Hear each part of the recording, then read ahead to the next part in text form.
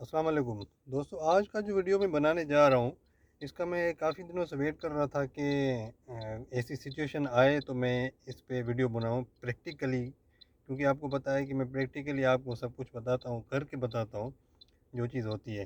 Tyre کا پچھلا میں نے ویڈیو بنایا، وہ بھی میں نے آپ کو باقاعدہ پریکٹیکلی آپ کو چیک کرنا سکھایا۔ ہر چیز میں اسی طرح کرتا ہوں پریکٹیکلی، تو اسی لیے ویڈیو جو ہے نا وہ تھوڑی سی لمبی ہو جاتی ہے۔ تو آج بھی میں سوچ رہا تھا کہ کوئی ایسی سچویشن آئے، لیکن سچویشن آئی نہیں۔ تو کافی دوستوں نے کہا ہے کہ آپ ویڈیو بنائیں، تو اس لیے میں وداؤٹ سچویشن آج ویڈیو بنانے لگا ہوں۔ جب بھی دھند کی موسم ہوتی ہے یا بارش ہو رہی ہوتی ہے تو اکثر ہماری جو ونڈ اسکرین ہے، گاڑی کا جو فرنٹ ونڈ اسکرین ہے، وہ خراب ہو جاتی ہے، دھندلی ہو جاتی ہے، اندر سے اس میں فوگ آ جاتی ہے۔ خاص طور پہ یہ تب ہوتا ہے جب بارش ہو رہی ہو یا جو اندر اور باہر کا ٹیمپریچر ہو اس میں بہت زیادہ ڈفرینس آ جائے، تو تبھی یہ سچویشن آتی ہے۔ اور اس سچویشن کا ایک اور بھی ریزن ہے کہ جب آپ اندر بیٹھے ہوں 4 سے 5 لوگ گاڑی میں اور باہر فوگ بھی ہو یا بارش ہو رہی ہو، آپ کے شیشے بند ہیں، کوئی ایئر پاس نہیں ہو رہی، تب بھی یہ سچویشن جو ہے نا وہ جلدی آ جاتی ہے۔ تو آج میں آپ کو اس کا حل بتانے لگا ہوں۔ جب بھی آپ کی یہ ونڈ اسکرین خراب ہو جائے، یہ ابھی تو بالکل کلیئر ہے، لیکن اگر آپ کی ونڈ اسکرین اگر خراب ہو جاتی ہے، اندر سے فوگ آ جاتی ہے، تو آپ نے اس کو کرنا یہ ہے کہ یہ والا جو نشان ہے اس کا مطلب ہے فرنٹ ڈیفوگر، جو فرنٹ والا شیشہ ہے اس کو یہ ڈیفوگ کرتا ہے۔ تو آپ نے اس وینٹ کو سمپلی یہاں پہ رکھنا ہے، ٹھیک ہے، اور اس کے بعد آپ نے اس کو 2 پہ کر لینا ہے۔ اگر آپ کہتے ہیں کہ جلدی جو ہے نا یہ ونڈ اسکرین آپ کی ٹھیک ہو جائے، صاف ہو جائے، تو آپ اس کو 3 یا 4 پہ بھی رکھ سکتے ہیں، لیکن چونکہ آپ نے لمبا سفر کرنا ہے تو آپ اس کو 2 یا 1 پہ رکھ لیں، ٹھیک ہے۔ میں ابھی فی الحال اس کو 2 پہ رکھتا ہوں۔ تو اس کے بعد یہ والا جو وینٹ ہے اس کو آپ نے بیچ میں کر لینا ہے۔ اچھا، اس سے ہوگا یہ کہ جو فرنٹ والا بلور ہوتا ہے، یہ میں آپ کو دکھا دیتا ہوں،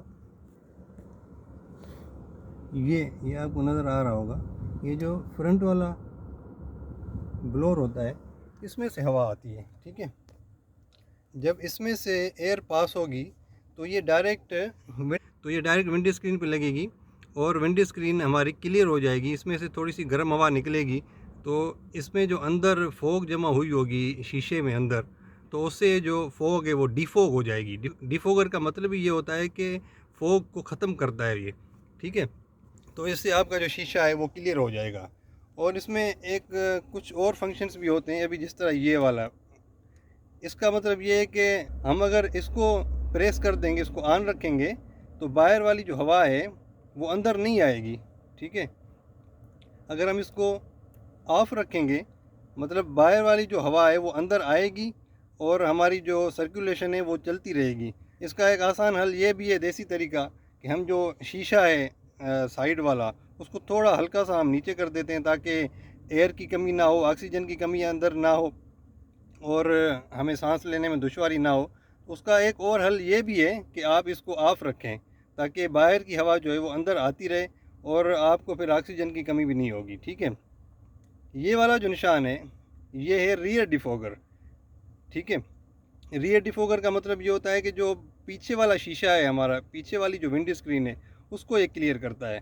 تو پیچھے والی اسکرین کو کلیئر یہ کیسے کرتا ہے؟ آپ نے سمپل اس کو دبا دینا ہے، تو پیچھے جو ونڈ اسکرین ہوتی ہے، ریئر ونڈ اسکرین، اس میں ہلکی سی لکیریں ہوتی ہیں، تو اس میں ایک سسٹم ہوتا ہے، کرنٹ پاس ہوتا ہے ان لکیروں میں، ایک نیچے تار لگی ہوتی ہے، تار سے کرنٹ پاس ہوتا ہے، اور ان لکیروں میں جب کرنٹ پاس ہوتا ہے تو وہ کرنٹ جو ہے اس کو ڈیفوگ کر دیتا ہے پیچھے والی ونڈ اسکرین کو، ٹھیک ہے۔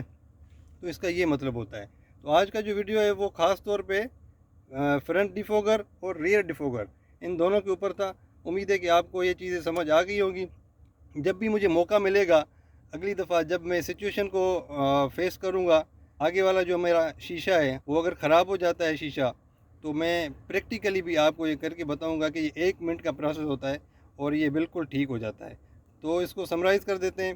ہم نے اس وینٹ کو یہاں پہ رکھنا ہے، اس کو 2 یا 1 پہ رکھ لینا ہے اور اس کو ہم نے بیچ میں رکھنا ہے، ٹھیک ہے۔ تو تھینک یو ویری مچ، اگلی ویڈیو میں ملیں گے، اللہ حافظ۔